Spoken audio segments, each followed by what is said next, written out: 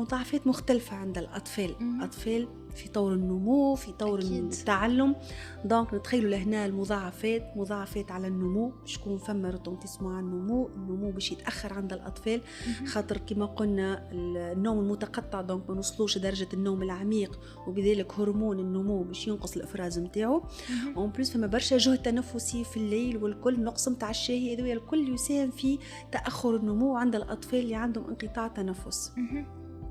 والتأثير على التعلم كذلك، على الخاطر كما عند الكبار تعمل نقص في التركيز، دونك ما يجموش يركزوا برشا، نقص في معناتها في القدرة على التعلم، يمس القدرات الكل، الكتابة، الكلام، الحفظ، الفهم والكل. دونك فما تأثير على التعليم، فما تأخير المردود الدراسي والكل. إذن كلهم علامات لازم تخلينا نفكروا في النوم تاع الطفل متاعنا وفي المرض هذا انقطاع التنفس الانسدادي أثناء النوم. دونك ولدي شخر، ولدي فمه محلول في الليل، ولدي في النهار اجيتي برشا، ولدي ما يجمش يحفظ، ما يجمش يركز كذا، لازمنا نفكروا.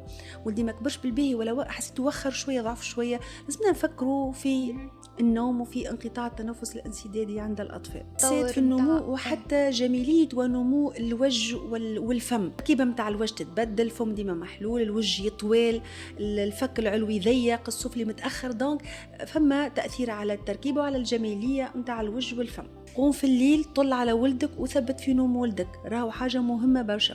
راهو أغلب الأولياء ما يفيقوش بالمشكلة اللي عنده ولدي، يقول لك أنا نرقد ما نفيقش. دونك قوم بالذمة وثبت في نوم طفلك باش تنقذ طفلك، فهمت، ومستقبل طفلك.